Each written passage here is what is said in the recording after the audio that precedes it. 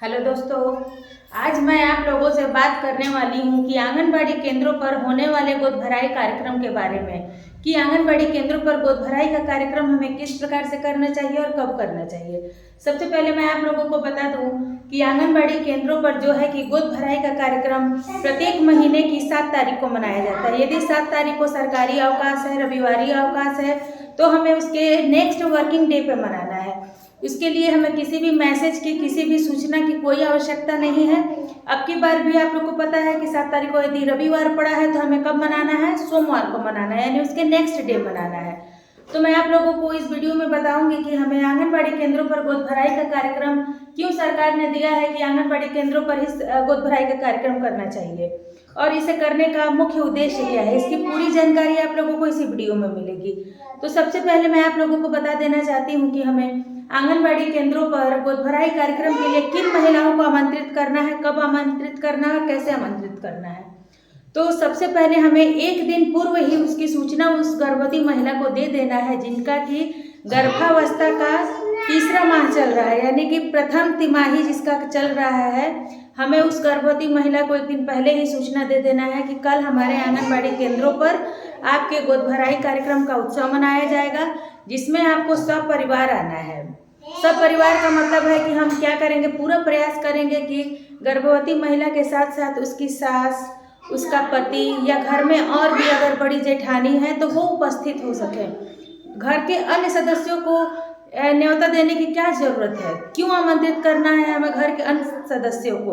उसका मुख्य उद्देश्य ये है कि एक गर्भवती महिला है जो अपना स्वास्थ्य का ख्याल खुद अकेले नहीं रख सकती है। ये कर सकती है कि जो भी सामग्री घर में उपस्थित है वो उसे पका सकती है, सबको खिला सकती है और खा सकती है। लेकिन कुछ सामग्रियां ऐसी भी हैं जो कि गर्भावस्था के दौरान, जैसे कि एक गर्भवती महिला के खान पान में जो कि वह अभी तक खा रही है उससे उसका खान पान बढ़ाना है, यानी कि जो कि एक बार में वो जितना भोजन कर रही थी उसकी मात्रा उसे बढ़ा देना है। ज़्यादातर ये होता है कि गर्भावस्था के प्रथम तिमाही में उसको ज़्यादातर बहुत ज़्यादा उल्टियाँ होती हैं, बहुत सारी महिलाओं को होता है, बहुत प्रकार के दिक्कतें होती हैं, बहुत तरह का परेशानियाँ होता है। तो सबसे पहले हमें उनको जानना है और उस गर्भवती महिला का जो दिक्कत परेशानी है ज़्यादातर वो घर के सदस्यों से नहीं कहती है, क्योंकि ग्रामीण इलाकों में ऐसा होता है, हमने खुद देखा है या खुद हम लोगों के साथ ऐसी घटना हुई है कि हम अपनी परेशानियों को घर के अन्य सदस्यों से ज़्यादातर बोलने से हिचकिचाते हैं, क्योंकि उन्हें ये लगता है कि हम भी तो गर्भवती थे, हमें भी तो बच्चे हुए थे, लेकिन हमें तो इतनी परेशानियां नहीं थी, इसे क्यों इतनी परेशानियां हो रही हैं। ज़्यादातर इस वजह के संकोच से भी वह महिला जो है कि अपने बातें आगे तक नहीं बोलती है। हमारा मुख्य काम होना चाहिए कि उसकी दिक्कत और परेशानियों को उसके परिवार वाले के सामने भी हम लोग लाएं, क्योंकि हम सिर्फ पोषण का परामर्श दे सकते हैं, लेकिन उचित देखभाल, उनके स्वास्थ्य का इलाज, ये सब उनके परिवार वालों को ही करना होता है। जिस वजह से हमें परिवार के अन्य सदस्यों को भी आमंत्रित करना चाहिए और गर्भवती महिला से बातचीत में उनसे उनकी परेशानियां पूछना है, ना कि पहले ही आप उसको परामर्श देना शुरू कर दीजिए कि ये खाओ, वो खाओ, ये खाओ, वो। ऐसा तो यूट्यूब पे घर के अन्य सदस्य भी कर सकते हैं, लेकिन परेशानियों को सामने लाने का काम सिर्फ एक आंगनबाड़ी सेविका ही कर सकती है। तो आप लोग भी इस बात का एकदम ख्याल रखिएगा कि सबसे पहले जो मुख्य काम हम लोगों का होना चाहिए वो ये होना चाहिए कि हम गर्भवती महिला के अंदर क्या क्या परेशानियां चल रही हैं, किस प्रकार का दिक्कत चल रहा है, सबसे पहले उसे हम जानें और उसके घर के सभी सदस्यों को बताएं। तो असली दायित्व तो हमारा ये है।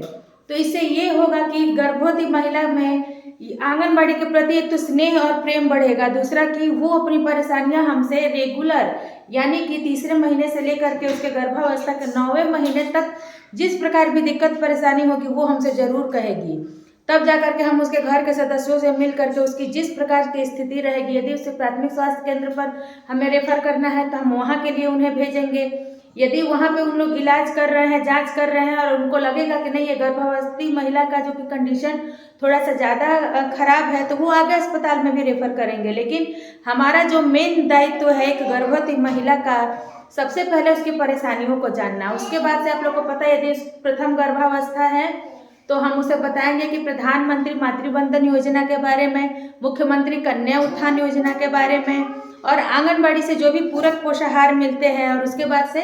गोद भराई कार्यक्रम आपको भी पता है कि गर्भवती महिला का हम लोगों को एक ही बार करना है, लेकिन अगले सत्र में यदि हम दूसरी गर्भवती महिला का हम गोद भराई का कार्यक्रम कर रहे हैं तो उसमें हम उस महिला को ज़रूर बुलाएं और उससे हम पूछें कि क्या आपको जो पहले जो दिक्कत परेशानियां थी वो अभी ठीक हो गई, अभी कोई दिक्कत तो नहीं है, और अभी आप किस प्रकार से महसूस कर रही हैं।